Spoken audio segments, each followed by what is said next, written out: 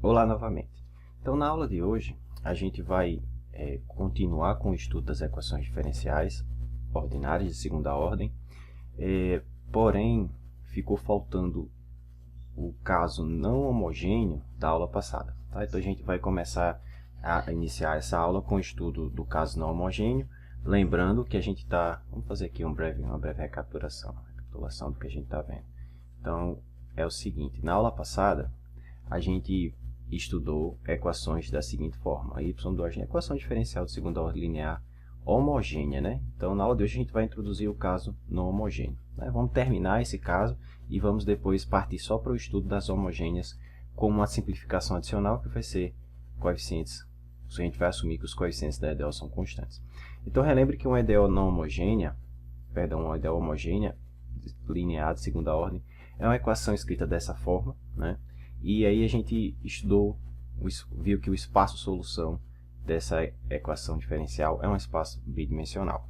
Uma outra coisa que a gente viu, ou que a gente aprendeu a fazer na aula passada, foi o seguinte: representar essa equação diferencial na forma de operador. Então a gente definiu o operador linear d2 mais p de x, d mais q de x, como sendo um operador diferencial linear.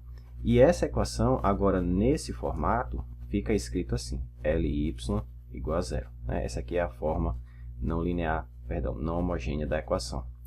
E aí, dando continuidade, né, o que a gente viu na aula passada, como eu falei, o espaço-solução dessa equação diferencial, ou seja, o conjunto de todas as funções que são soluções dessa equação, é um espaço vetorial, e esse é um espaço, vou colocar aqui espaço, solução, ele é um espaço vetorial e na aula passada a gente provou que esse cara tem dimensão 2. Por que isso é importante?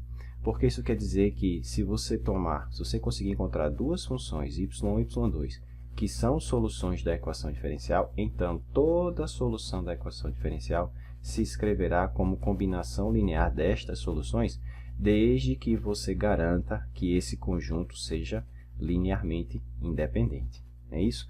E aí, na aula passada, a gente viu ou desenvolvemos uma ferramenta que nos permite verificar rapidamente se esse conjunto de funções é Li ou não, né? Chamado Wronskiano. Então, o Wronskiano de duas funções, né, calculado em um certo ponto, x0, ou de certa maneira geral, num ponto x qualquer, é o seguinte determinante. Aqui em cima você coloca as funções, é isso? E na linha de baixo você coloca suas derivadas. Certo? Suas derivadas. E aí a gente computa esse determinante. Se esse determinante for diferente de zero, né, então as funções, esse conjunto de funções é Li. Na verdade, o teorema diz que esses caras são Li se somente se esse determinante for diferente de zero em algum ponto x0. Basta que seja diferente de zero em algum ponto x0 para garantir que essas funções sejam Li em um certo intervalo i. Tá? Então, esse conjunto, né, que a gente utiliza para escrever a solução geral, essa aqui agora é a solução geral da EDO, homogênea, solução geral, é chamado de conjunto fundamental de solução. Tá? Por quê? Porque a gente usa ele para formar a solução geral. Qualquer elemento do espaço das soluções é escrito como combinação linear. Na linguagem de álgebra linear, a gente diz que isso é uma base, né? Uma base do espaço de soluções. Ok, então a gente vai iniciar a aula de hoje com o restinho do que ficou faltando da aula passada, que é o caso não homogêneo, né? Vamos mostrar como é que é a teoria para o caso não homogêneo, e em seguida a gente vai estudar o caso homogêneo com coeficientes constantes, e a gente vai aprender a determinar as soluções das equações diferenciais de segunda ordem homogêneas com coeficientes constantes. Ok?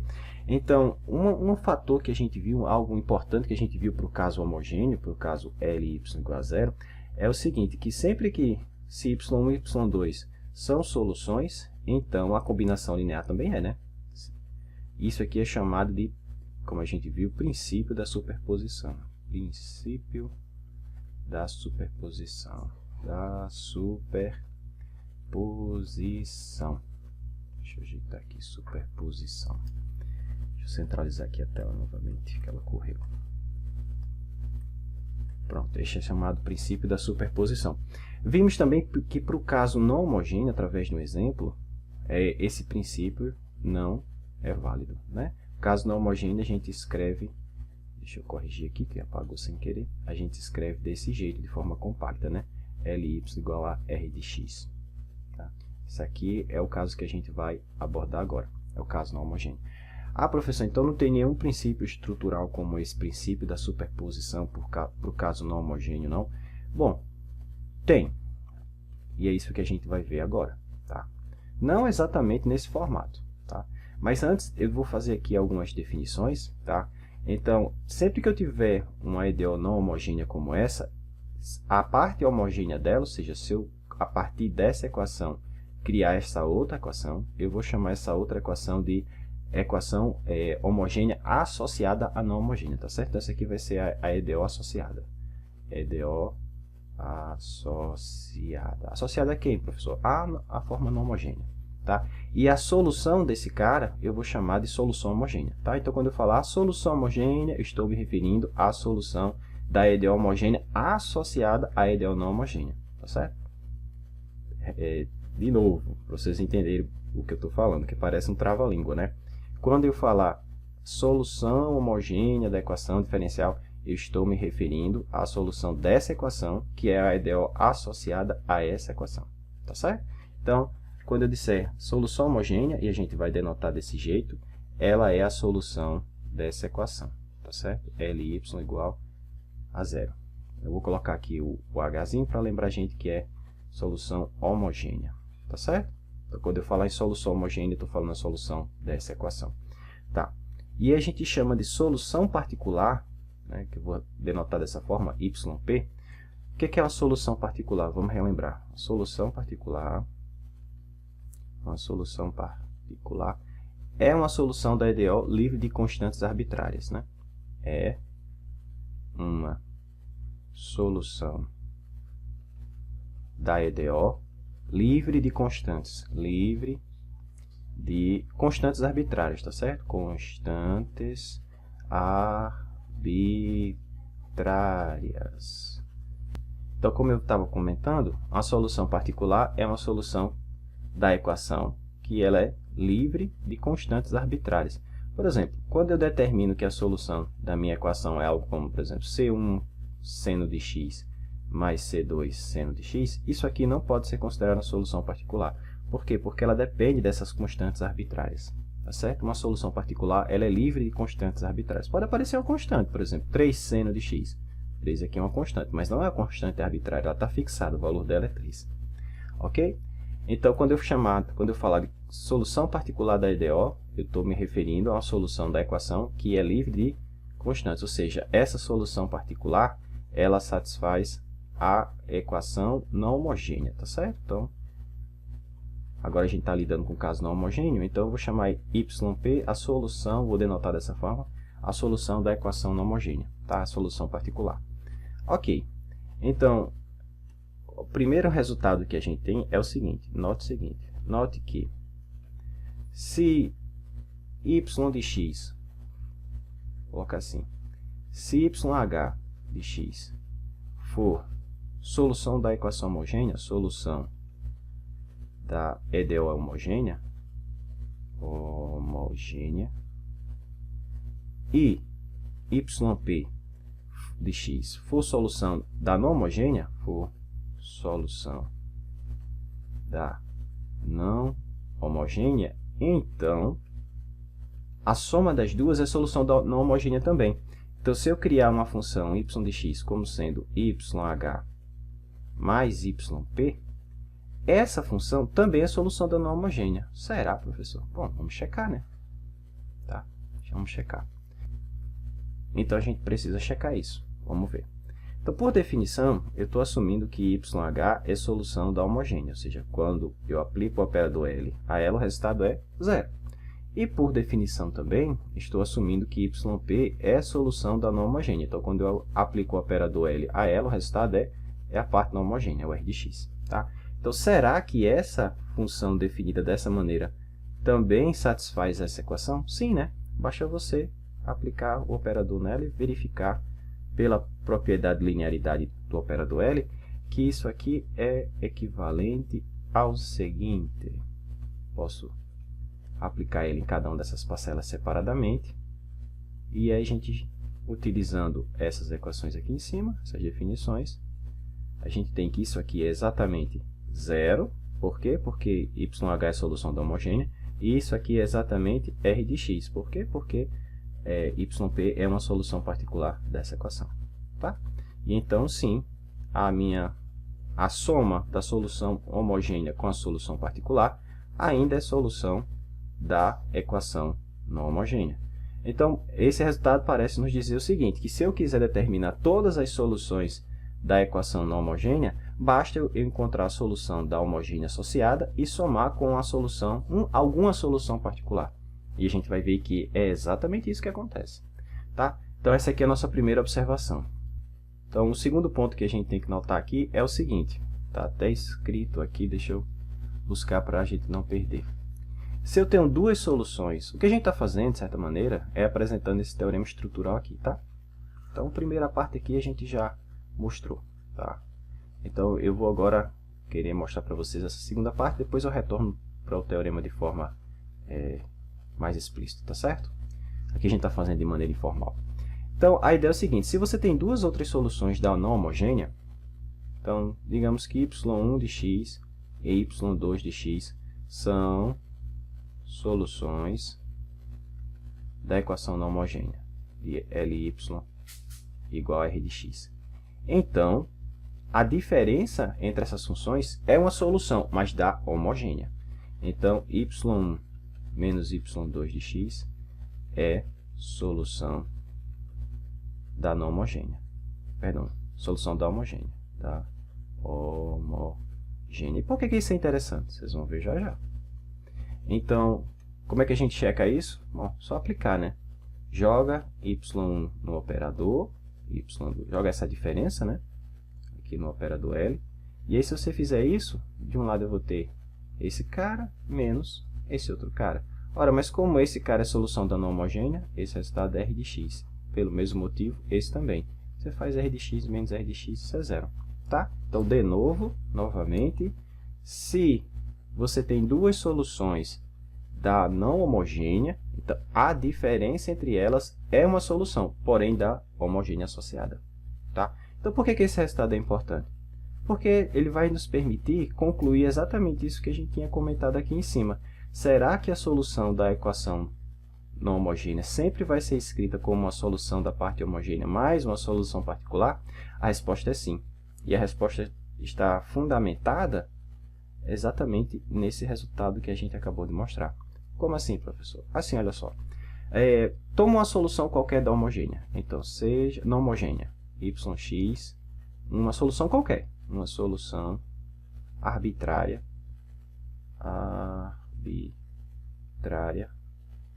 da equação não homogênea. E seja yp uma solução particular qualquer. Uma solução particular. Você achou uma qualquer particular. Ela está valendo. Então, vou fazer o seguinte. Sejam ainda y1 e y2, né, soluções, o conjunto fundamental das soluções da EDO homogênea. Seja y2, soluções homogêneas, soluções da homogênea. Coloca assim, da homogênea. Que forma o conjunto fundamental, tá? Ou seja, soluções disso aqui. Então, conclusão. Então, a solução geral, vou colocar assim, a solução geral da EDO não homogênea é sempre pode ser escrita assim, é a solução homogênea mais a solução particular. Sempre, professor, sempre. Como é que eu justifico isso? Bom, agora com esse segundo ponto que a gente viu, é fácil. Note o seguinte, que como y de x é solução da não homogênea e yp também, isso quer dizer que se eu colocar isso no operador, o resultado é zero. Portanto, essa nova função é solução da homogênea. Como ela é solução da homogênea, a gente sabe que qualquer solução da homogênea pode ser escrita como combinação linear dessas funções y1 e y2, já que elas formam um conjunto fundamental de soluções da homogênea, certo? Então, deixa eu só apagar aqui que não ficou legal. Foi demais. Deixa eu apagar por aqui, pronto. Então, isso quer dizer o seguinte, que essa diferença, y de x menos y de p, ela pode ser escrita como combinação linear dessas duas funções. Por quê? Porque isso aqui forma uma base para o espaço das soluções homogêneas, né? Ok. Então, se eu passar o yp para o lado de lá, eu vou ficar assim, que qualquer solução, ou seja, a solução geral, se escreve como c1 y de x mais c2 vezes y2 de x mais a solução particular. Ora, mais c1 y1 mais c2 y2 é exatamente a solução geral da homogênea. Tá certo? Então, com isso, a gente tem esse resultado verificado. Qual é o resultado? Que a solução da equação homogênea, não homogênea, pode ser sempre escrita como a parte homogênea mais uma solução particular qualquer. Tá? Isso é um resultado estrutural bastante importante e vocês vão ver que esse tipo de decomposição acontece com bastante frequência. Então, vamos fazer um exemplo para fechar essa sessão e partir para os métodos realmente agora de solução, de obtenção de solução das equações, tá certo? Então, esses dois pontos, como eu comentei, eles estão, na verdade, são pontos de um teorema, né? Deixa eu só mostrar para vocês aqui rapidão, ganhar espaço. São pontos desse teorema aqui que a gente acabou de provar, que diz o seguinte, olha só. Ele fala como é que é a estrutura das soluções no caso não homogêneo. Então, como eu falei, se yp é uma solução da equação particular e yh é uma solução da homogênea, então a soma dessas duas funções também é solução da não homogênea. E no item B, a gente mostrou que a diferença de qualquer duas funções que são soluções da não homogênea é uma solução da homogênea. Portanto, a gente concluiu que qualquer solução da não homogênea se escreve como uma solução da homogênea mais a solução da particular. Tá certo? Vamos fazer um exemplo para fixar esse teorema, fixar essa ideia, né? Então, o exemplo aqui, ele diz o seguinte. E mais importante do que o exemplo em si, é como a gente vai tratar, como a gente vai proceder para resolvê-lo, tá certo? Que a gente vai usar essa mesma abordagem sempre que precisarmos resolver um PVI que envolva uma equação diferencial linear de segunda ordem não homogênea, tá? Então, ele diz o seguinte, ele pede que a gente determine a solução dessa equação diferencial sujeita a essas condições. É um PVI, certo? Então, o que ele está pedindo? Determinar a solução dessa equação diferencial sujeita a essa condição, y de 0 igual a 1 e y' de 0 igual a 1. Tá? Então, resolva esse PVI. Ah, professor, eu ainda não conheço os métodos para encontrar a solução dessa equação.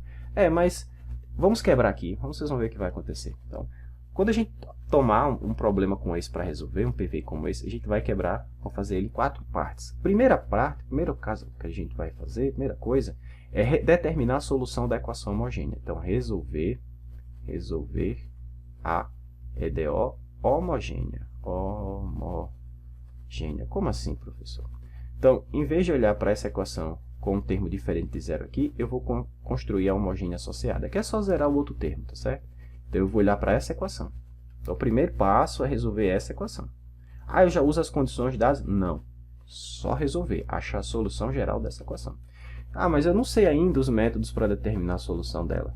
Mas a gente já viu, né, na aula passada, que, por exemplo, cosseno de x é solução. Vimos também que seno de x é solução.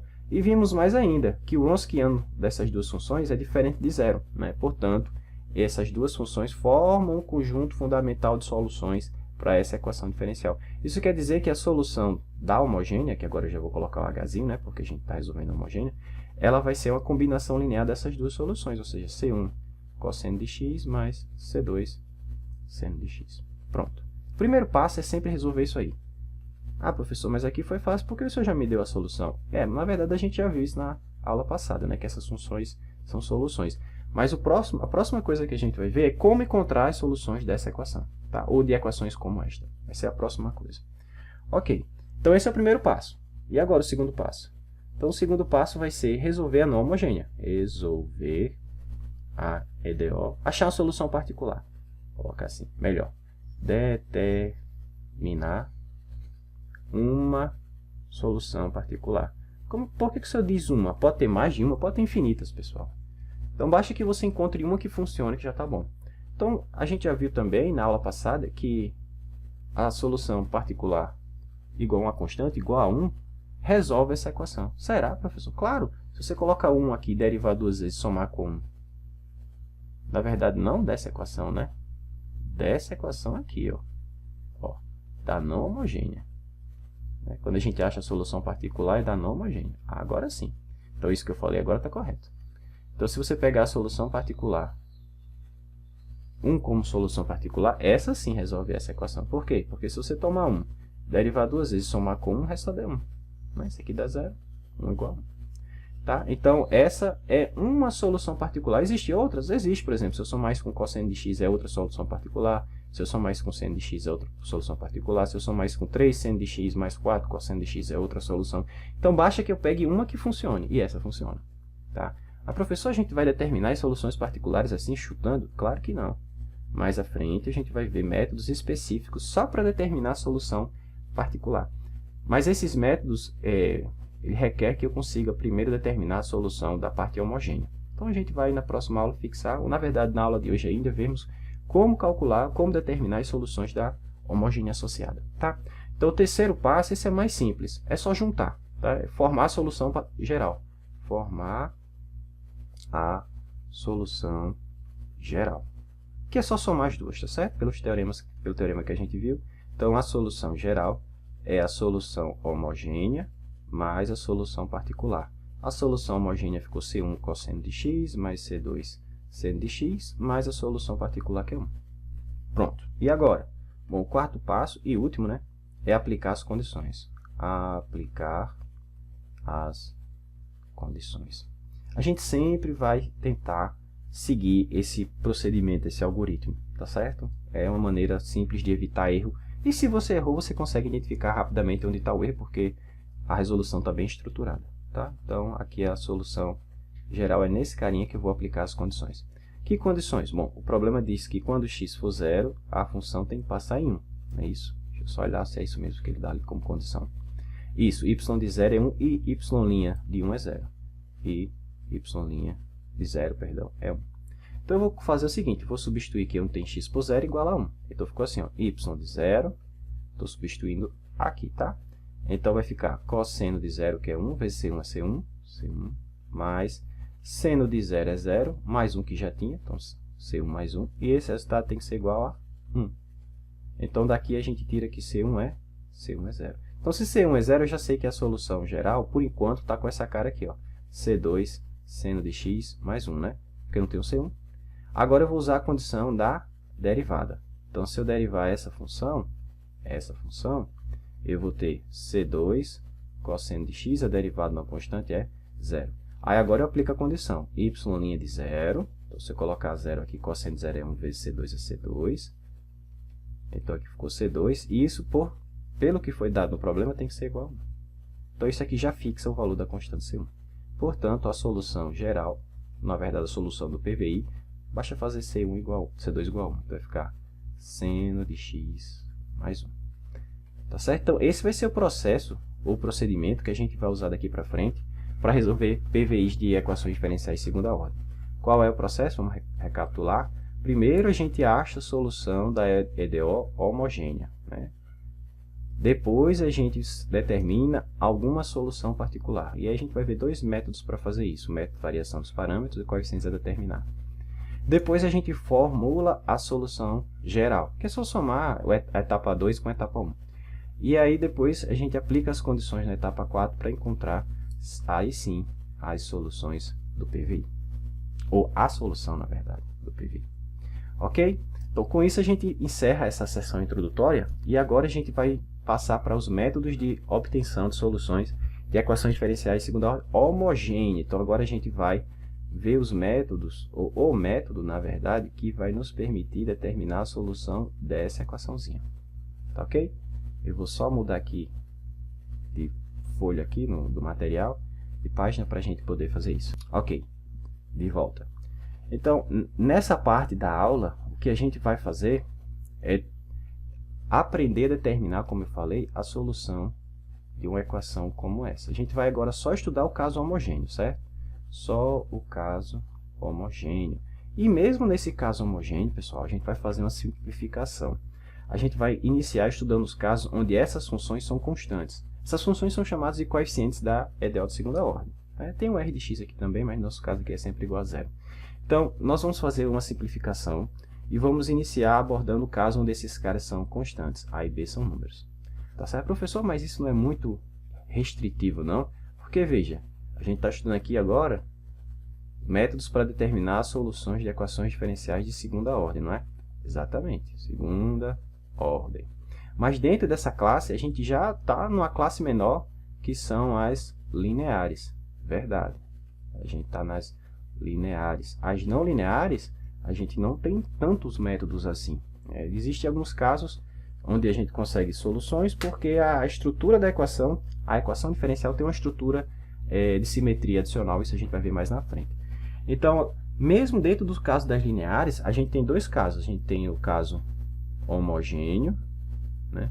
A gente tem o caso homogêneo e o caso não homogêneo. Não homogêneo. E dentro do caso homogêneo, a gente está pegando uma classe mais simples, que é aquela que tem os coeficientes constantes. Tá? Não é muito particular não, professor, isso que a gente está querendo fazer. É bem particular. Mas vocês vão ver que essa aqui é a base para que eu possa resolver esse caso, para que eu possa resolver esse caso. Tá? Para que eu possa resolver esse caso. Tá? Então, a gente vai começar do mais simples para o mais complexo. Ok? Então, vamos lá. Então, os objetivos dessa parte da aula estão listados aqui, né? Deixa eu mostrar para vocês. Então, os objetivos dessa parte da aula vão ser reconhecer, né, as EDOs homogêneos de segunda ordem com coeficientes constantes, né? E identificar, né, corretamente esses coeficientes, porque eles vão ser importantes no método que vai aparecer já já.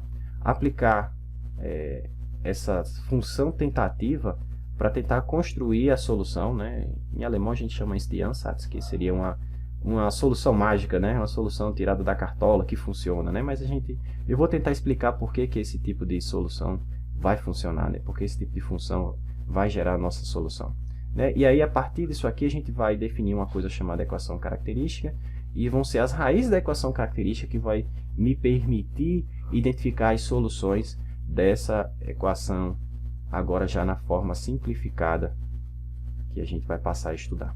Tá? E aí, como vai aparecer um polinômio de segundo grau, né, e as raízes desse cara vão determinar quais são os tipos de comportamento que a minha solução vai ter, então a gente vai separar o estudo da solução dessas equações em três partes. Raízes distintas, raízes duplas e raízes complexas, né?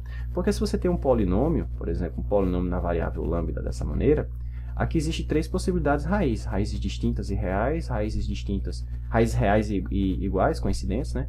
E raízes complexas.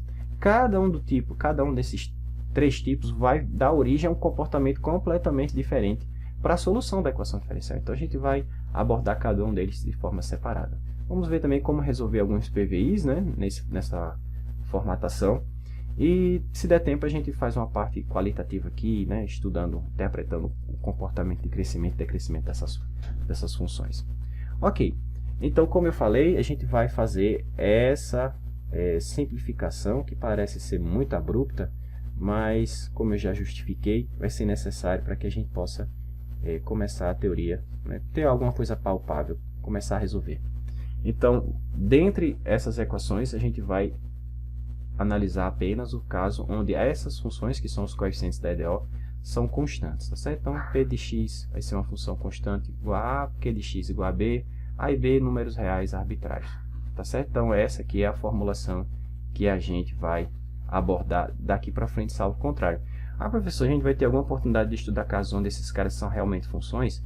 Vamos, ainda nessa primeira parte do curso, sim. Né? Mas onde esses caras são funções bem alinhadas aos coeficientes da derivada, né? Isso a gente vai estudar mais na frente, umas equações chamadas equações de Cauchy-Euler, ou Euler-Cauchy, tá certo? Elas são equações diferenciais, onde esses caras realmente são funções, mas são funções polinomiais bem específicas, tá? Ok, então dando continuidade aqui, como é que a gente vai abordar, como é que a gente vai resolver esse tipo de problema, né? Então, daqui para frente, a nossa equação se escreve assim: y duas linhas, mais uma constante vezes y', mais outra constante vezes y igual a zero.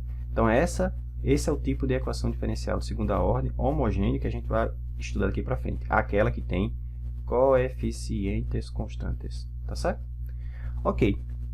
Então, antes da gente tentar justificar alguma coisa sobre solução dessa equação, vamos pegar uma variante dessa, uma dimensão abaixo. Como assim uma dimensão abaixo? Vamos pegar um caso mais simples. Vamos olhar para a EDO de primeira ordem, que seria análoga a essa. Então, uma EDO de primeira ordem. Vai ser bastante instrutivo.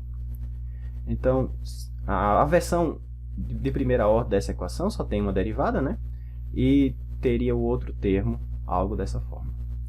Então, essa aqui seria a versão de primeira ordem, né, dessa equação. Por que eu estou fazendo isso? Porque eu quero justificar porque vamos procurar soluções exponenciais dessa equação. Tá? Então, vamos lá. Como é que a gente encontrou mesmo, ou encontrava a solução dessa equação? Bom, aqui dá para você fazer de várias maneiras, né? Você pode, por exemplo, separar as variáveis. Isso aqui é a mesma coisa que dy dx mais ay igual a zero, ou ainda passando esse termo lá de lá. Isso fica menos ay, né? E aí, se eu passar o y dividindo, separando, fica o dy sobre y igual a menos a dx. E aí, para você resolver isso aqui, basta integrar dos dois lados e somar uma constante de integração. Não é isso? Então, ficamos assim, ln de y menos ax mais c1, tomando exponencial, y de x, isso vai dar uma constante qualquer vezes e elevado a menos x. Onde essa constante, na verdade, é a forma de renomear e elevada a c1. Então, a c1 é uma constante, a elevada a c1 é outra constante, eu estou renomeando como c. Então, moral da história, deixa eu só colocar essa informação aqui. A solução dessa equação é qualquer função da forma uma constante qualquer vezes e elevado a menos ax. Tá? Então, qualquer múltiplo de e elevado a menos ax é solução dessa equação. Então, uma outra forma de a gente escrever essa equação é na forma de operador, né? A gente sabe que o operador d dx, a gente está usando essa letrinha d para ele, né? Então, eu posso reescrever essa equação assim, d, que é a derivada, né, aplicada a y mais a vezes y igual a zero, ou ainda dy igual a menos a y. Né? Então, veja que isso aqui, para quem já fez álgebra linear, tenha caindo o problema de alto valor, né? Alto valor e alto vetor. Alto valor e alto vetor. Né? Se você olhar, lá a gente resolvia muito problema assim, é uma matriz, né? Então, a gente procurava soluções AV igual a lambda V, né? O vetor não nulo V que satisfaz essa equação é chamado de alto vetor e a constante lambda de alto valor, né? Então, aqui a gente tem essa mesma estrutura, né? Para o operador D. Então, se a gente comparar aqui, o menos A aqui está fazendo o papel do meu alto valor, né? E o Y está fazendo o papel do meu alto vetor, que aqui a gente chama de autofunção. Autofunção, né? Então, o que acontece, o que a gente acabou de verificar, é que as funções do tipo e elevado a menos ax são autofunções do operador d. Quando você aplica isso, cara, cai o menos a e volta a própria função, né? Então, está no mesmo formato que os problemas de alto valor e alto vetor, só que lá a gente escreve assim, né? dy igual a lambda, né? O y aqui é um vetor qualquer, no nosso caso são funções, né? dy igual a lambda y, né? Então, o y aqui é o alto valor, que no nosso caso aqui seria essa constante menos a. Então, o que é que eu quero chamar a atenção? É que a solução dessa equação diferencial, né, são geradas pelos autovalores desse operador. Tá? Levando para a linguagem de álgebra linear, o que está sendo dito é isso. Ou seja, se eu quero a solução dessa equação, d mais a y igual a zero, o que eu tenho que fazer é pegar os autovalores desse operador d, que é elevado a lambda x. Mas quem é o lambda correto para que esse cara seja realmente autofunção, ou solução dessa equação? No nosso caso, tem que ser menos a. Tá? Então, se você fizer lambda igual a menos a nessa equação que estava aqui no lambda x, a gente tem exatamente a solução da equação diferencial. Tá? Não, mas por que eu estou chamando a atenção disso? Né? Porque a gente vai usar essa mesma identificação, essas mesmas autofunções, para tentar determinar a solução da equação de segunda ordem. Mas, professor, dá para fazer isso dessa forma? Bom, vamos ver, né? A ideia é que e elevado a x, ou e elevado a lambda x, é autofunção, né? De novo, e elevado a lambda x é autofunção do operador derivada. Quando você deriva esse cara, cai o lambda, e elevado a lambda x. Ou seja, essas funções são autofunções desse operador com esse alto valor. Mas o que isso tem a ver com essa equação? Tudo, porque eu posso escrever essa equação na seguinte forma: D2, que é o operador derivado da segunda aqui, né? Mais AD mais B aplicado a y igual a zero. Então, da mesma forma aqui para a equação D mais A aplicada a y, né, igual a zero, a gente viu que as autofunções desse operador eram soluções, né, escolhendo o alto valor de forma adequada. A gente pode supor que isso aconteça aqui também. Por quê? Porque aparece novamente o mesmo operador, né? E essas autofunções se comportam muito bem em relação a esse operador. Se eu aplico uma vez, cai um alto valor, não é isso? Se eu aplicar duas vezes, vai cair duas vezes o alto valor. Se eu aplicar duas vezes, vai cair um outro lambda, vai ficar lambda ao quadrado, né? Então, isso aqui me sugere que eu deva procurar soluções dessa mesma forma para essa equação diferencial, tá certo? Alguns livros dizem o seguinte: toma e elevado a lambda x, joga aqui que vai dar certo. Mas não explicam por que isso vai dar certo, ou por que isso pode dar certo, né? Pode dar certo porque a gente está procurando soluções que sejam autofunções, né? Que sejam alto valor, soluções que sejam autofunções desse operador, tá? Então é isso que a gente vai fazer. Vamos supor que a solução tenha esse formato, ou seja um alto valor do operador D. E aí vamos jogar aqui nessa equação e ver o que dá. Tá certo? Que condição vai aparecer para que realmente carinhas dessa forma sejam soluções da equação diferencial, tá? É isso que a gente quer ver, tá bom? Então vamos jogar lá e aí vamos ver o que vai acontecer. Então a equação é D2 mais AD mais B, e a gente vai aplicar isso a esse candidato, né? Eu sei que E elevado a lambda x é a autofunção do operador D. Vamos ver o que acontece aqui se eu fizer isso. Então, como a gente já falou, vai ficar D2 aplicado a esse cara, AD aplicado a esse cara, mais B aplicado a esse cara, igual a zero. Por quê? Porque eu quero que esses caras dessa forma sejam soluções da minha equação, tá bom? Então vai ficar assim, ó, D2 é elevado a lambda x, mais AD é elevado a lambda x, mais B vezes E elevado a lambda x, isso tem que ser zero para que seja a solução, né? Mas a gente já viu que esse cálculo aqui, D2 aplicado a E elevado a x, lambda x, dá lambda 2 vezes a própria função. Aqui vai dar A, quando eu aplicar esse cara, cai um lambda, então eu vou colocar assim, A lambda vezes E elevado a lambda x, o outro é só uma multiplicação por B, não vai mudar muita coisa não.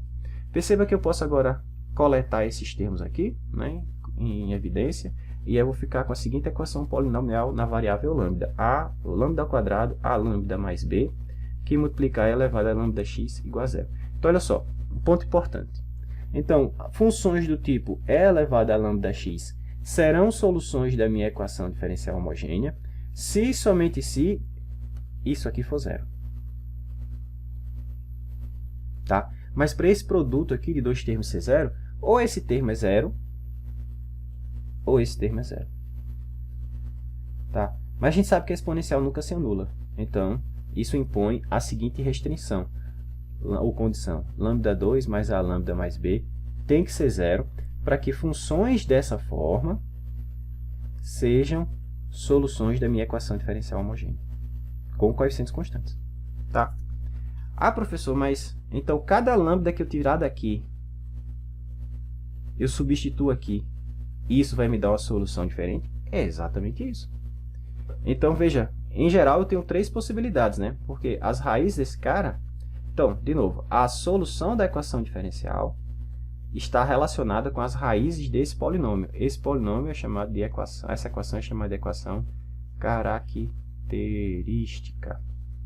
Tá certo? E ela é bem simples de ser formulada. Vocês vão ver que eu não preciso toda hora fazer essa suposição que a minha solução tem esse formato, jogar na equação diferencial para chegar na equação característica. Não, vocês vão ver que tem um método bem de boa, bem tranquilo, para que a gente possa obter a equação característica. Mas uma vez que a gente tem obtido a equação característica, como eu comentei, existem três possibilidades aqui de ocorrência. É a seguinte: as raízes, que eu vou chamar lambda 1 e lambda 2, desse polinômio, elas podem ser reais e distintas, elas podem ser reais e coincidentes,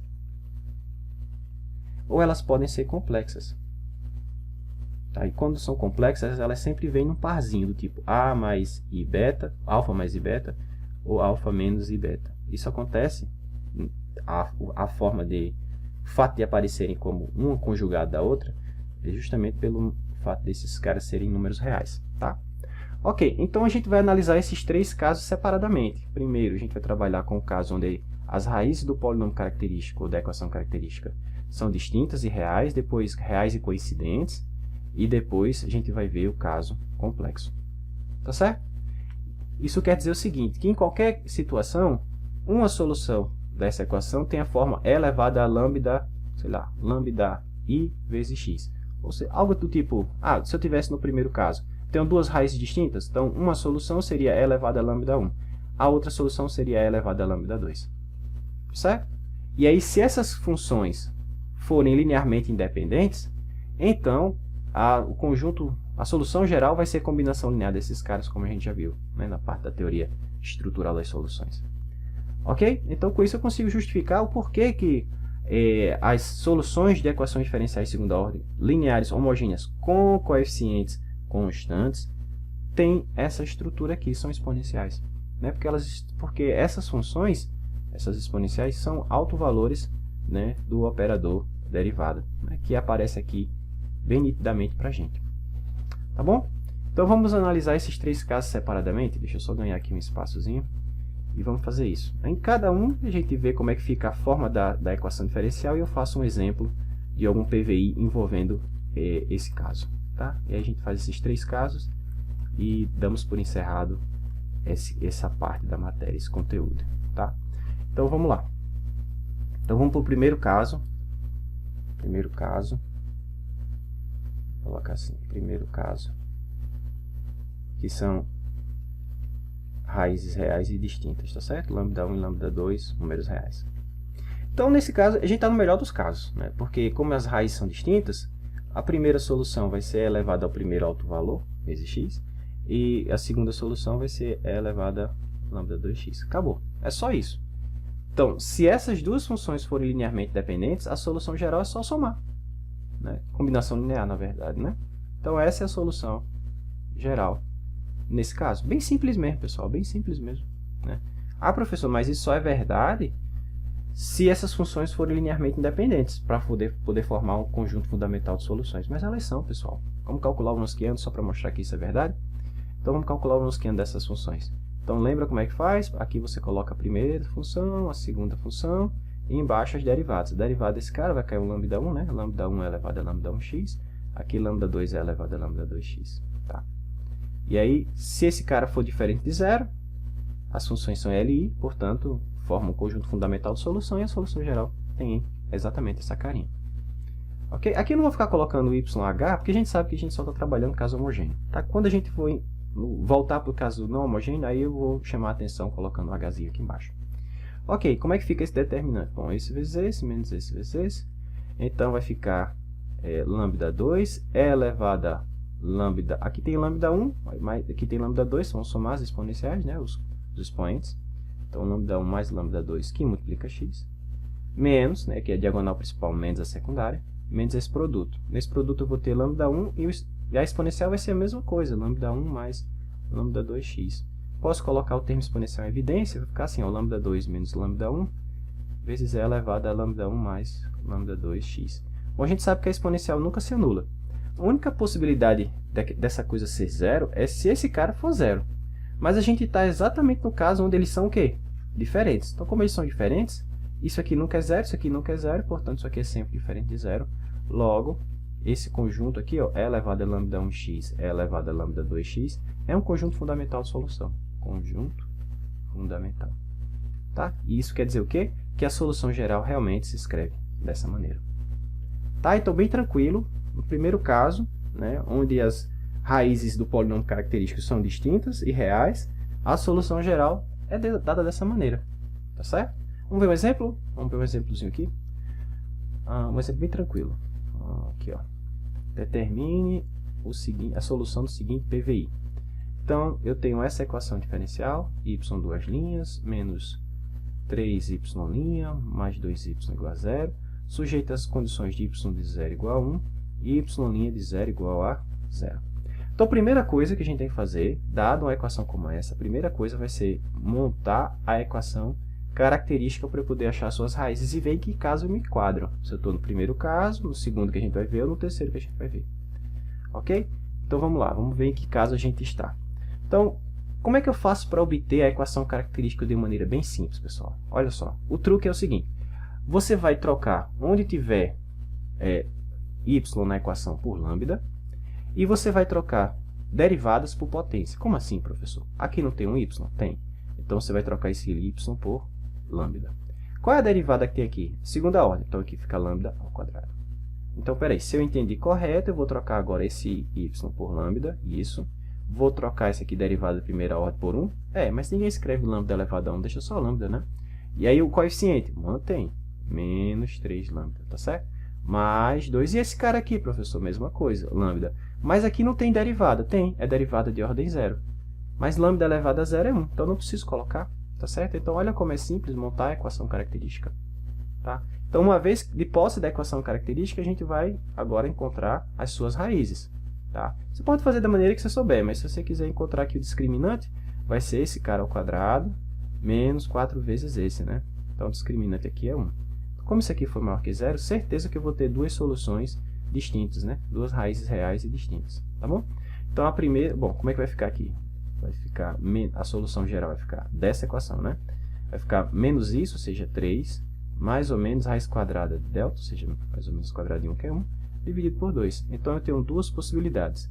Se eu subtrair, se eu fizer 3 menos 1, vai dar 2 dividido por 2, vai ficar 1. Então, essa é uma raiz. Se eu somar, vai ficar 4 dividido por 2, 2. Então, veja que realmente eu estou no caso onde eu tenho raízes reais e distintas. Então, agora a gente já sabe que a solução geral é uma constante vezes e elevada a lambda 1x, mais lambda 1 é 1, então ficou x vezes 1x. Mais C2 vezes e elevado a lambda 2 vezes x, mais lambda 2 é 2. Olha como é simples. Só isso, tá? Só isso mesmo. Então, está aqui a solução da equação. Mas essa é a solução geral. Ele quer que a gente resolva um PVI, né? Então, agora a gente vai utilizar ou aplicar as condições que foram dadas para determinar as constantes C1 e C2. Então, eu sei... Bom, como eu já tenho uma função, eu vou derivar, porque eu vou precisar da derivada, eu vou deixar as duas coisas prontinhas. Então, a derivada dessa função, qual é a derivada de e elevado a x? Ela mesma, então ficou C1 vezes e elevado a x. Qual é a derivada de e elevado a 2x? Bom, vai cair só o 2, né? Ok. Aí, agora eu vou aplicar as condições aqui, tá certo? Aqui é a derivada, professor. Então, y de 0, ele falou lá no problema que é, deixa eu ver, 1, y' de 0 é 0. Então, substituindo x igual a 0 aqui, x igual a 0 aqui, x igual a 0 aqui, vai ficar e elevado a 0 é 1, vezes C1, C1. E elevado a 0 é 1, vezes C2, C2. Então, C1 mais C2 igual a 1. Agora, eu vou substituir x igual a 0 na de baixo, né, que é na derivada. Se eu fizer isso, vai ficar, de novo, C1.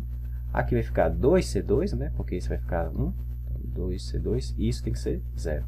Então, veja que agora eu tenho um sisteminha com duas equações, duas incógnitas. Se eu fizer a de cima menos a de baixo, na verdade, a de baixo menos a de cima, se eu fizer essa daqui menos essa, eu vou ficar com menos C2, ou C2, igual a menos 1, né? Se C2 é menos 1, C2 igual a menos 1, deixa eu só colocar aqui na caixinha. Então, substituindo, por exemplo, nessa daqui, eu vou ficar aqui C2 é igual a menos 2C, C1, perdão, é menos 2C2, ou seja, é 2. Tá. E aí, com isso, eu tenho a solução, que fica o seguinte, a solução do problema do valor inicial vai ficar duas vezes a primeira solução, menos uma vez a segunda. Tá? Então, essa é a solução do nosso PVI. Veja como é simples. Tá? Aqui está o gráfico dessa função, o gráfico desse PVI, essa solução. Tá? Aqui a gente vê o comportamento exponencial, né, da solução. Essa daqui, quando x tende a infinito, quer crescer, mas essa quando x tende a infinito tende a menos infinito. Então, tem uma competição aqui, né? Ela quer começar a crescer, mas a outra manda mais, então ela vai para menos infinito, que é como a gente percebe aqui nesse gráfico. Tranquilo? Então, é só isso, professor? Só. Então, e é sempre esse mesmo modus operandi que a gente vai utilizar para tratar com equações diferenciais homogêneas, lineares, de coeficientes ou com coeficientes constantes. É sempre esse mesmo processo, tá?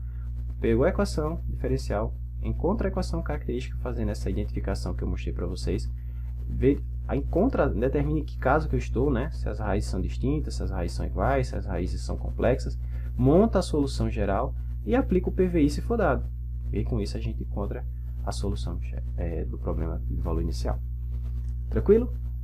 Show de bola. Agora vamos para o próximo caso, que é quando a gente tem raízes reais, porém coincidentes ou repetidas, tá? Só ganhar um espacinho aqui. Então agora vamos para o segundo caso, tá? Segundo caso, raízes repetidas. Raízes repetidas. Então, de novo, a minha equação diferencial é essa aqui, ó, y duas linhas, mais a y' mais by igual a zero. Qual é a condição? Bom, como é que fica o polinômio característico? A gente já viu, né? Troca y por lambda, troca a derivada segunda por lambda ao quadrado. Então, a equação característica vai ficar assim, né? Então, como é que fica o discriminante desse cara? O delta vai ficar esse ao quadrado, menos 4 vezes esse cara, né? Então, para que eu tenha raízes coincidentes, o delta tem que ser exatamente quanto? Zero. E para que isso aconteça, o a ao quadrado, né, o coeficiente aqui a ao quadrado tem que ser igual a 4b. Então, quando isso acontece, pessoal, quantas soluções eu só tenho? Quantas soluções eu vou ter dessa equação? Só uma, né? Então, só vou ter uma solução, porque a outra é igual, né? A gente disse que é raízes com multiplicidade 2, né, nesse caso. Então, a solução vai ficar assim, lambda é igual a menos esse fulano, ou seja, menos a, mais ou menos raiz quadrada de delta, mais delta é zero. Então, ficou só isso, dividido por 2. Tá? Vou chamar isso de lambda zero. Então, na verdade, eu só tenho uma solução, que é y de x, vou chamar de y1, só tem uma, que é elevado a menos, esse é o lambda, né?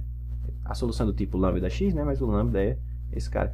Então, infelizmente, eu só tenho uma solução. Mas, professor, eu preciso de duas, porque o espaço solução de um ideal de segunda ordem é um espaço de dimensão 2, eu preciso de outra função. É verdade.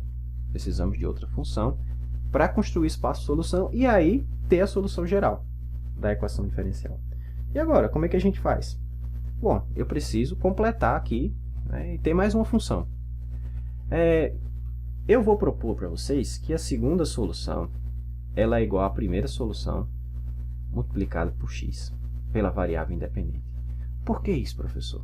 Bom, agora eu não tenho como justificar o porquê, mas quando a gente for ver, na próxima aula, quando a gente estudar um método chamado redução de ordem, aí eu vou conseguir justificar por que se eu pegar a primeira solução e multiplicar por x, eu vou ter exatamente a segunda.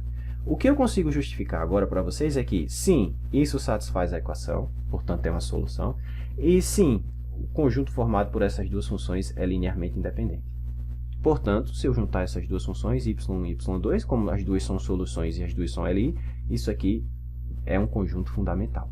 Tá? Então, essa segunda parte eu tenho como justificar, que é o que eu vou fazer agora com vocês. Vou mostrar que realmente essa função definida dessa forma é a segunda solução, né?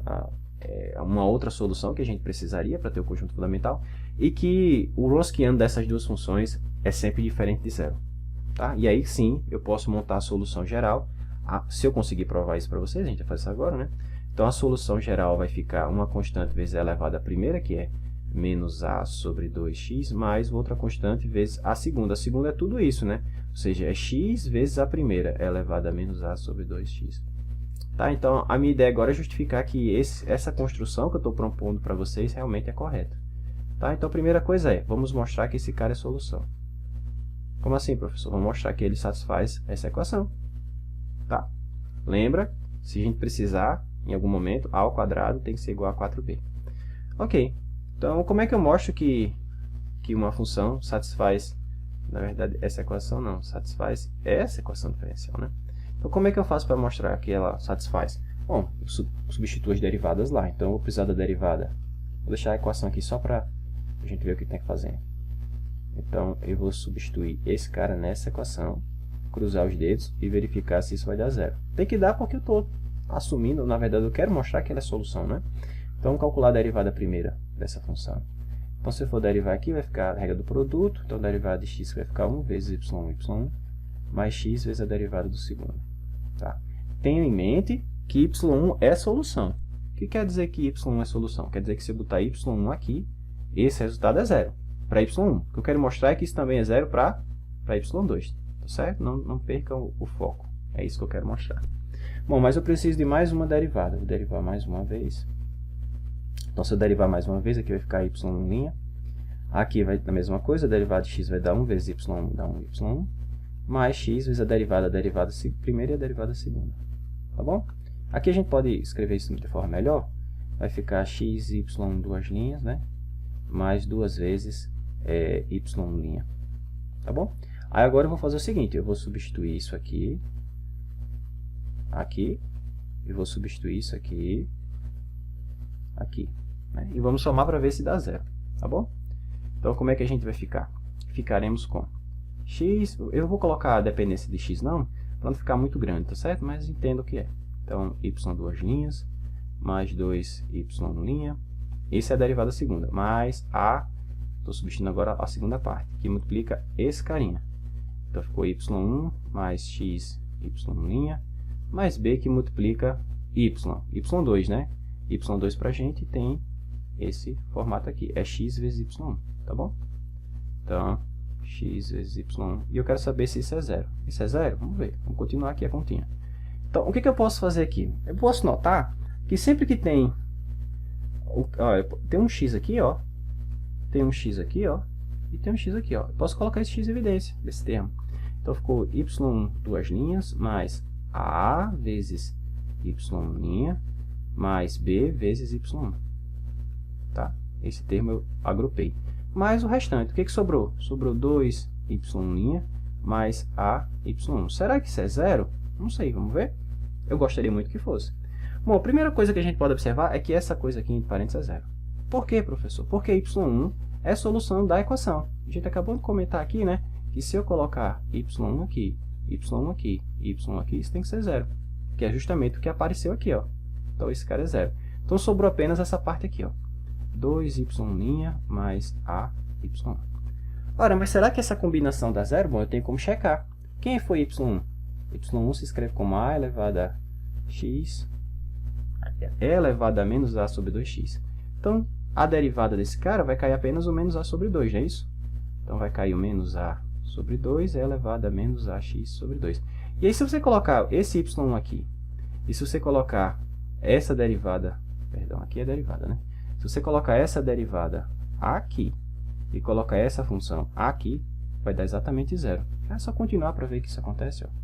Então, esse aqui vai ficar duas vezes y', que é menos a sobre 2 vezes a elevado a menos a sobre 2x, mais a que multiplica a própria função, y, que é elevado a menos a 2x. Tá, vou apagar isso aqui. Então, veja que esse 2 cancelou esse 2, eu tenho menos a vezes isso aqui, mais a vezes isso, é zero. Ah, então sim, professor, essa função que o senhor está propondo como solução, realmente é solução, não é? É. Então, parece que realmente a solução geral se escreve dessa forma, né? Parece. Então, para eu garantir que isso se escreve dessa forma, eu tenho que mostrar agora, para terminar, que essas funções são linearmente independentes. Então, a gente pode calcular o Wronskiano delas. Para isso, deixa eu ganhar um espacinho aqui, tá? Está bastante poluído aqui, ó. Então, deixa eu apagar aqui. Deixa eu apagar aqui. Então, vamos agora calcular o Wronskiano dessas duas funções. Se o Wronskiano é diferente de zero, então, show de bola, essas funções formam o nosso conjunto fundamental, e aí toda solução, nesse caso, se escreve como combinação linear delas. Então, vamos calcular o Wronskiano. Então, a primeira é y1, mas y1 a gente está escrevendo, deixa eu baixar aqui um pouquinho para vocês verem. A gente está escrevendo desse formato, né? Então, ficou assim, ó, e elevado a menos a sobre 2x. A y2 é x vezes ela, né? Okay. Aqui eu boto a derivada, mas quando eu derivar vai cair o menos a sobre 2e elevado a menos a sobre 2x. Quando eu derivar esse, aí tem que ter cuidado, derivada do primeiro vezes segundo, né? Vou fazer aqui rapidão. Derivada desse carinha vai ser, derivada de x é 1, ficou e elevado a menos a sobre 2x, mais x vezes a derivada desse cara vai cair o menos a sobre 2. Então, menos x a sobre 2 é elevado a menos a x sobre 2. Eu posso colocar esse e elevado a x sobre 2 em evidência. É elevado a menos a sobre 2x. Aí sobrou 1, né? 1 desse cara. E, deixa eu ver, menos a sobre 2 do outro, não é isso? Menos a sobre 2x. Menos a sobre 2x. Não, um termo aqui, menos a x sobre 2. Ok. Agora é só multiplicar esses carinhas, cruzar os dedos e torcer que isso não dê zero. Então vamos lá, como é que isso vai ficar? Então vai ser esse vezes esse, né? Menos esse vezes esse. A primeira parcela vai ter dois termos, né? Um termo vai ser essa exponencial vezes 1. Né? Multiplicar por 1 não vai fazer nada. Multiplicar essa exponencial por essa, eu vou apenas dobrar o coeficiente que está aqui na frente. Né? Então vai ficar apenas e elevado a menos ax. Quando eu fizer esse vezes esse vezes esse. Agora, quando eu fizer esse, o coeficiente, a exponencial vai ficar do mesmo jeito, né? Sem o 2 aqui de baixo, mas eu vou ter um pré-fator que vai ser menos a sobre 2x vezes e elevado a menos ax.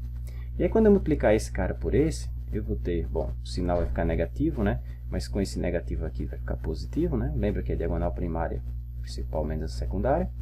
Para fazer o jogo, o sinal vai ficar positivo. E aí, quando eu multiplicar esse carinha por esse, a gente já sabe que vai ter essa mesma exponencial, e elevado a menos ax, né? O fator 2 some. E aqui eu vou ter esse mesmo pré-fator, x, que multiplica a sobre 2. Então, ax sobre 2. Ó, que legal. Esse carinha cancelou com esse. O resultado desse cálculo foi elevado a menos ax. A exponencial nunca se anula. Então, como o Rosquiano é sempre diferente de zero, garantido que essas duas funções são linearmente dependentes. Quais? E elevado a x sobre 2 e x vezes e elevado a menos ax sobre 2. Então, isso quer dizer, professor, que a minha solução geral fica escrito como uma constante vezes e elevado a x sobre 2 mais outra constante vezes x vezes e elevado a menos ax sobre 2. Isso mesmo. Tá? Então, essa é a solução no segundo caso. Perceba que vocês não precisam fazer isso toda vez que vai resolver, não, tá? Quem faz sou eu uma vez na vida, para vocês entenderem como é que é a estrutura da solução. Tudo que vocês vão ter que fazer, na verdade, é calcular o delta, achar a raiz e substituir aqui. É só isso, pessoal. Eu estou só garantindo que esse processo sempre funciona. Tá? Então, vamos ver isso através de um exemplo. Como é que a gente aplica isso num exemplo? Vamos então resolver outro PVI, né? Então, o PVI da gente vai ser esse aqui, ó. Y, duas linhas, menos 4y' mais 4y igual a 0, sujeito à condição de y de 0 ser 1 e y' de 0 ser 3. Então, a primeira coisa, montar a equação característica. Como é que vai ficar a equação característica? Lembra? Troca y por lambda, derivadas por potência. Troca y por lambda, derivadas por potência. Então, aqui fica só lambda mesmo, né? Porque é lambda elevado a 1. Então, menos 4 lambda mais 4 igual a 0. Então, essa é a equação característica da gente. Bem simples, né? Montar a equação característica. Bem simples mesmo. Ok. Então, como é que vai ficar o discriminante nesse caso? Vai ficar esse ao quadrado, né? 16, menos 4 vezes esse, menos 16. Então, eu estou exatamente no caso onde eu tenho raízes iguais, né? O delta é igual a 0, né? Então, o meu lambda 0, a única raiz que eu tenho, eu tenho duas raízes, mas com multiplicidade de 2, né? Então, no final das contas, só tem uma, né? Vai ser menos esse cara, ou seja, menos 4, vai ficar 4 sobre 2. Então, 2 é a única raiz que eu tenho, né? A outra também é 2, mas é repetida, então só tem uma, na verdade, né? Então, como é que vai ficar a solução? A gente já sabe. Nesse caso, a solução geral vai ser escrito como uma constante vezes e elevado à primeira raiz, mais x vezes e elevado à segunda raiz. Acabou. Bom, tem uma constante aqui, né, professor? Exatamente. Então, essa é a minha solução geral. Acabou, pessoal. É só isso. Olha como é simples. Olha como é simples, né? Um processo bem simples. Você tem a equação diferencial, você monta a equação característica, acha as raízes e joga lá no jeitão, né? Na forma, né? No formato que a solução tem que ter. É só isso. Para equações diferenciais de segunda ordem, lineares, homogêneas, com coeficientes constantes, esse é o processo. Não tem mais que isso, não. Claro, tem o caso com raízes complexas, mas você vai ver que não é complexo, não. É complexo no termo difícil, não é. É bem simples, tá? Ok. Bom, mas aí agora a gente precisa usar essas condições adicionais para encontrar as constantes que ele deu no problema, tá bom? Então, vamos lá. Então, eu vou precisar do derivado, então eu vou derivar logo. Então, o derivado desse cara vai ficar C1 vezes e elevado a 2x. Aqui tem que ter um pouquinho de cuidado, porque a derivada desse cara vai ser derivada do primeiro vezes do segundo. Então, vai ter 1 elevado a 2x vezes 1. Eu coloquei ele aqui, por quê? Porque quando eu derivar esse cara, vai aparecer elevado a 2x, eu coloquei em evidência já, tá? Então, se eu derivar esse cara, vai cair um 2 e vai ficar 2x. Então, 1 mais 2x, tá? Ok, agora a gente substitui as condições. Eu sei que y de 0, ele deu lá pra gente, y de 0 é 1. Então, eu faço x igual a 0. Se eu fizer x igual a 0 aqui e aqui, toda essa parcela vai zerar, né? Então, eu vou ficar só com esse pedacinho aqui. E elevado a 0 é 1 vezes C1, C1. Então, C1 é 1, né? Porque ele diz que y de 0 é 1. Então, C1 é 1. Então, sabendo disso, eu já posso vir para essa equação e escrever assim, y' de x é igual a 2 vezes e elevado a 2x, mais C2 que multiplica 1 mais 2x vezes e elevado a 2x. E agora eu uso a outra condição, que ele disse que quando x for 0 na derivada, então isso vai ficar 2 mais C2. Se eu colocar 0 aqui, vai dar 0 mais 1, então ficou só C2. E elevado a 0 vai ficar 1 vezes C2 é C2. Então 2 mais C2 igual a, se não me engano, ele disse que é 0, né? Não, é 3. É 3, professor, não é 0. Pois bem, então C2 é 1 também. Né? C1 deu 1. E C2 deu 1 também. Não é isso? Então, a minha solução geral vai ficar, na verdade, a solução do PVI vai ficar 1 vezes e elevado a 2x, ou seja, e elevado a 2x, mais C2, que é 1 também, vezes x e elevado a 2x. Então, ficou x e elevado a 2x. Que eu posso colocar em evidência e ainda escrever assim, ó, 1 mais x vezes e elevado a 2x. Tá certo? Então, essa é a solução do meu PVI. Então, ela tem uma parte polinomial, né? Vezes uma parte exponencial. Tá? Uma parte linear nesse caso. Se você for fazer o gráfico desse carinha, que é o que a gente tem aqui, ó, então para x pequeno ela quer crescer como uma reta. Olha só, quer crescer como uma reta. Mas aí à medida que o x cresce um pouco mais, né, quando o x vai passando, vai aumentando um pouquinho mais, aí a exponencial se pronuncia, né? E aí o comportamento é mais acentuado. Tá certo? Então, o último caso que ficou faltando, que a gente vai abordar agora para terminar a aula, para não ficar muito extenso esse vídeo, que eu já acho que passou de 1 hora de vídeo, mas para não deixar isso para outra aula, vamos ver o caso com raízes conjugadas, raízes complexas, tá certo? Então, de novo, qual é o problema que nós estamos analisando? Então, terceiro e último caso, raízes complexas, tá? Então, nesse caso, as raízes, a equação diferencial, de novo, ela se escreve y duas linhas, mais AY, lambda não, AY mais B, y igual a 0. A equação característica a gente já sabe escrever, que vai ficar assim, né? E a gente está naquele caso onde o delta, o discriminante, que nesse caso é ao quadrado menos 4b, é menor que 0. Porque é justamente esse caso que me dá duas raízes conjugadas, duas raízes complexas, né? Alfa mais i beta e alfa menos i beta. Veja que beta tem que ser diferente de 0, certo? Porque se beta for 0, não tem raiz complexa, na verdade. Isso vai ser importante mais à frente, essa observação. Ok, então como é que ficam as soluções? Bom, por tudo que a gente aprendeu até agora, a primeira solução vai ficar elevada à primeira raiz, então i beta x. E a segunda solução vai ficar, já que são distintas, né? Não tem problema, menos i beta x. Porém, o que a gente tem aqui são funções complexas. E a gente não quer funções complexas, né? Como tem esse i aqui, termina sendo uma função complexa. Então, eu não quero funções complexas. E agora, professor? Eu quero funções reais para modelar meu problema real. Show! Então, aqui a gente vai fazer uso da chamada identidade ou fórmula de Euler. Identidade ou fórmula de Euler. Então, a fórmula de Euler diz que se eu precisar tomar ou calcular a exponencial de um número complexo i vezes uma certa variável θ qualquer, isso é igual a mesma coisa que calcular o cosseno desse cara, o seno desse cara e multiplicar por isso somar. Tá certo? A gente consegue provar isso, por exemplo, utilizando a série de Taylor para essa função, né? Garantindo que a série converge, a gente consegue mostrar aqui, tomando a série de Taylor desse cara, vão aparecer duas séries, do cosseno e do seno multiplicado por esse pré-fator que é o i. Então, por que isso vai me ajudar? Bom, isso vai me permitir reescrever essas equações, essas soluções aqui. Aqui eu posso já escrever assim, ó, e elevado a alfa x, né, propriedade das exponenciais, e elevado a menos, perdão, i beta x. Nessa outra a mesma coisa, a diferença é que eu vou ter um menos ali no menos i beta x, né? Tá? Então, a primeira solução, o y1 de x, eu posso escrever como e elevado a alfa x. Aí, esse termo aqui, ó, i beta x, eu vou usar essa identidade, essa fórmula, para poder reescrever em termos de funções seno e cosseno. Tá certo? Então, aqui, olha só, o i beta está fazendo o papel do i θ. Então, é só substituir o nosso, na verdade, o beta x aqui está fazendo o papel do θ nessa equação. Tá? Então, onde tiver θ, substitui por beta x. Então ficou isso, que multiplica cosseno de beta-x mais i seno de beta-x.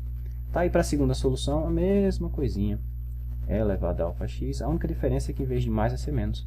Fica cosseno de beta-x menos i seno de beta-x. Então, na verdade, quantas funções diferentes eu tenho aqui? Ah, professor, eu tenho 4. Essa vezes essa vezes essa vezes essa. Não, tem não, pessoal, só tem 2, né? Todas essas duas funções aqui são escritas em termos dessas funções mais simples. Alfa x cosseno de beta-x e e elevado a alfa x seno de beta-x. Tá certo? Então, são essas duas funções que a gente vai utilizar como conjunto fundamental de solução quando as raízes forem complexas, tá? Complexas e conjugadas. Então, na verdade, esse vai ser meu y1 e essa vai ser minha y2. Mas, professor, essas duas funções são linearmente independentes? Bom, vamos mostrar que sim, tá? E aí, uma vez que a gente tenha isso, a solução geral vai ficar C1 é elevado a alfa x cosseno de beta-x mais C2 é elevado a alfa x seno de beta-x, ou como a gente gosta de escrever, né, minimizando aqui a utilização das exponenciais, vai ficar assim, ó, C1 cosseno de beta-x mais C2 seno de beta-x, tudo isso vezes e elevado a beta-x, alfa x. Tá certo? Então, a solução geral vai ser dada dessa forma, desde que a gente garanta que essas funções são linearmente independentes. Tá? A gente calcula o Wronskiano. Assim, já está adiantado aqui da hora, já passou mais de 1 hora de vídeo, então eu vou deixar que vocês façam isso como exercício, tá? É bem simples, é só olhar no material, caso vocês não consigam perceber de primeira, mas a ideia é que quando você calcular o Wronskiano dessas duas funções, depois que você fizer as simplificações trigonométricas que vão aparecer, o resultado vai dar exatamente isso aqui, ó. Vai dar beta vezes e elevado a 2 alfa x. Como esse cara é sempre diferente de zero e o beta é diferente de zero, porque se o beta for zero eu não tenho solução complexa, né, pessoal? Foi o que eu chamei a atenção aqui, tá? Então, como beta é diferente de zero, essa coisa nunca é zero, né? Esse Wronskiano aqui, ó, nunca é zero, que é a informação que está aqui embaixo. Portanto, eles são linearmente dependentes e a gente tem sim um conjunto fundamental de solução. Tá, então para terminar a aula, deixa eu fazer mais um exemplo. Então vamos resolver esse seguinte PVI. Y duas linhas, mais 2y' mais 5y igual a zero. Sujeito à condição que y de 0 é 1 e y' de 0 é menos 1. Tá, então vamos resolver esse PVI. Rapidamente, como é que fica a equação característica? Lambda 2 mais 2 lambda mais 5 igual a 0. O discriminante aqui vai ser esse ao quadrado, vai ficar 4 menos 4 vezes esse, menos 20, dá menos 16.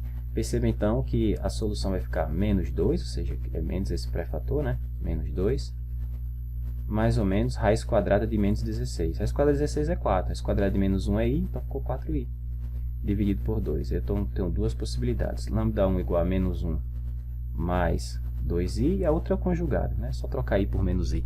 Menos 1 menos 2i. Então, veja, esse cara aqui é meu alfa, esse cara aqui é meu beta. Então, é só jogar aqui, acabou. Então, a solução geral vai ficar assim. E elevado a alfa, quem é o alfa? Menos 1, então menos x, alfa x, que multiplica C1 cosseno de beta x, quem é o beta? 2, então cosseno 2x, mais C2 seno de beta x, 2x. Então, essa é a solução particular, a solução geral. Uma vez encontrado o alfa e o beta, acabou, pessoal, é só jogar aqui na nossa forminha. Tá? Só substituir aqui. Tranquilo? Então, agora que a gente tem a equação, a solução geral, eu posso buscar a solução particular. Tá? Ele dá a condição na função do zero, ele diz que y de 0, deixa eu ver quanto é que ele falou aqui, y de 0, tá aqui, ó, é 1. Então, quando eu fizer x igual a 0, aqui vai ficar e elevado a 0, vai ficar 1, aqui cosseno de 0 é 1, vezes C1, C1, então aqui dá C1. C1. Seno de 0 é 0, esse termo morre. Então, mas ele disse que y de 0 é 1, então C1 é 1, tá certo? C1 é 1. De novo, se você calcular a derivada e substituir, calculando a derivada em 0 e substituir, e igualando ao que ele deu lá, se não me engano, menos 1, se você fizer essas continhas, tá? Eu vou deixar para vocês fazerem também. Então, se vocês fizerem essas continhas, vocês vão chegar ao seguinte resultado aqui, ó. Depois que você derivou e substitui, vai ficar 2C1 menos 1. E isso é igual a menos 1, tá? Então, cancelando menos 1 com menos 1, vocês vão concluir que o C2 é 0. Tá certo? Então, C2 é 0. Então, a minha solução particular tem essa carinha. C1 é 1, Então ficou cosseno de 2x, né, vezes e elevado a menos x. Então, no caso complexo, a gente sempre tem, quando o alfa é negativo, a gente tem esse amortecimento da solução, né? Você tem o gráfico da solução, né? Como é que ficaria o gráfico desse cara? Se eu fosse, tá aqui, né? Obviamente desenhado para vocês. Mas se eu fosse fazer o gráfico desse cara, como é que ficaria? Bom, como é que é o gráfico da exponencial? E elevado a menos x. É assim. Então, você faz o espelho dela aqui embaixo. E o gráfico da sua função, dessa combinação, vai ser o gráfico da sua cosseno, que em 0 começa aqui em 1, né? E aí ela teria que ter esse comportamentozinho aqui. Tá certo? Que é o que vocês têm evidenciado aqui nessa janela aqui do lado esquerdo. Ó. Então esse é o comportamento da solução. Tá? Professor, não ficou parecido com o que você desenhou, não. É porque o eixo, o x, ele está deslocado. Tá? O eixo x ele passa aqui. Ó. Então a gente tem essas soluções oscilatórias que vão morrendo com o tempo. Por que elas vão morrendo? Por causa da presença. O tempo com x, né? Normalmente, nos problemas de aplicação, a variável independente é o tempo, né? Então, para x grande, as oscilações vão morrendo. Tá? Esse comportamento é muito característico em problemas com amortecimento, com resistência, que a gente vai ter a oportunidade de analisar nas aplicações. Ok? Então, vou parando por aqui, porque o vídeo já está grande. Na próxima aula, a gente retorna com redução de ordem. Até mais.